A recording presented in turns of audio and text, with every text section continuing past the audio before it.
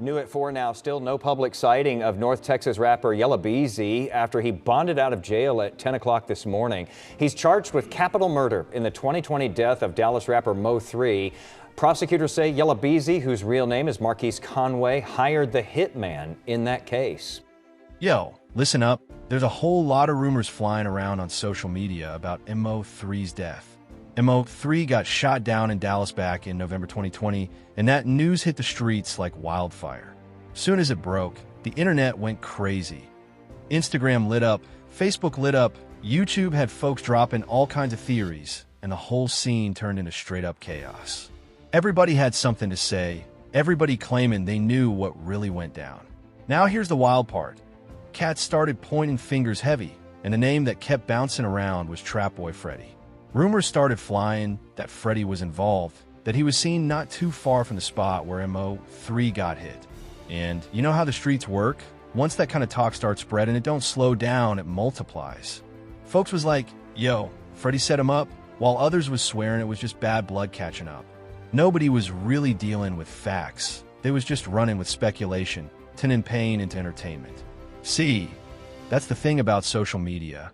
It don't take nothing for a story to catch traction. Somebody drops a video, throws in some shaky evidence, and suddenly the whole world acting like detectives.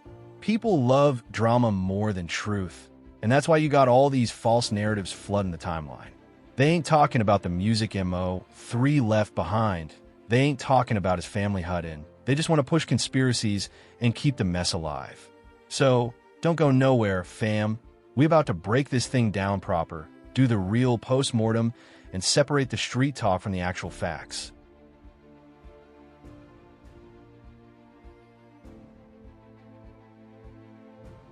Alright guys, soon after the incident, the news started blowing up on social media, and it was being spread in a way that made it seem like Trap Boy Freddy was involved in the whole case, that he was the one who killed Mo3. From TikTok to Instagram, YouTube. To Twitter, the story went viral, and people immediately jumped on the bandwagon, mocking, hating, and throwing shade at Freddy online without even knowing what the real fact for everybody was. Acting like detectives, reposting clips, dropping comments, and making assumptions, but the truth was way more complicated than what the headlines and memes were showing. Social media turned into a rumor mill, and the narrative painted Freddy as the main suspect simply because of perception, not evidence. Although Trap Boy Freddy's name got linked to Mo3's murder in a lot of posts and videos, there was still no concrete proof that he actually killed him. The feds never charged him with any crime, and official reports did not find him guilty or even formally accused.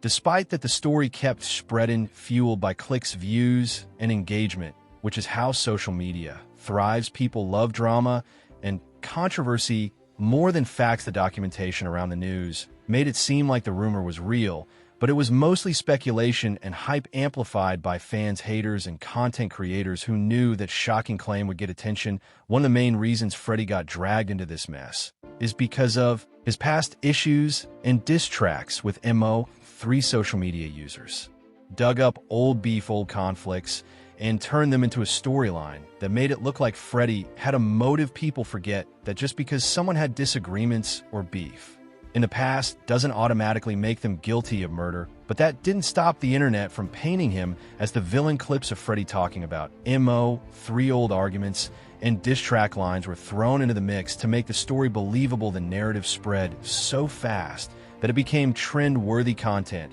and folks kept sharing and reposting without checking sources. This situation is a perfect example of how social media can take a person's name and reputation and twist it into something dangerous. Freddy's public image got attacked, and he faced hate online from thousands of people who didn't even know the full story. Meanwhile, the real investigation continued behind closed doors, and the truth about Mo3's murder remained separate from the chaos online. The whole situation highlighted how quickly rumors can turn into viral narratives, especially in the rap and street culture community, where fans are passionate, opinions are strong, and conflicts get magnified. Even though Freddy's connection to Mo3 was discussed constantly, it's important to understand that being linked in conversation or rumor doesn't equal guilt. The social media frenzy was fueled by emotion, speculation, and the entertainment factor rather than verified facts. People were ready to label someone as a killer without any legal backing, showing how dangerous misinformation can be when it spreads through platforms that reward engagement over truth. While the real suspect in Mo3's murder was eventually arrested by the feds, and his name is Keywan White, later on it was revealed that he'd been hired by Yella Beezy to carry out the hit. According to official reports, Yella Beezy is now confirmed as the person responsible for Mo3's death, having paid a hitman, Keywan White, to execute the crime. Yella Beezy was arrested and charged with capital murder for his role in this act in March 2025. As for Keywan White, the shooter, he was initially arrested in 2021 and charged with murder, but he is currently serving a sentence related to a firearm charge stemming from the shooting. This new development finally clarified what had been clouded by rumors and speculation on social media. For years, for a long time, fans and observers were pointing fingers in the wrong direction, attributing blame to individuals like Trap Boy Freddy based on past conflicts, diss tracks, and online assumptions. However, the investigation eventually revealed that those early claims were false, and the actual perpetrators were different from what social media had portrayed. The arrest of Keywan White and Yella Beezy puts an official end to the misinformation that spread online, showing how quickly rumors can distort the truth when facts are not confirmed. This case demonstrates the importance of relying on verified information from law enforcement rather than speculation, especially in high-profile incidents involving public figures. It is also important to note the timeline of events. The shooting occurred in November 2020, and for several years the case remained a subject of rumors and unverified theories circulating across social media platforms. Keywan White's arrest in 2021 and the later arrest of Yella Beezy in 2025 mark significant milestones in the pursuit of justice for Mo3. The legal proceedings and the confirmed charges now provide clarity to a case that had long caused confusion and speculation within the rap community and among fans worldwide.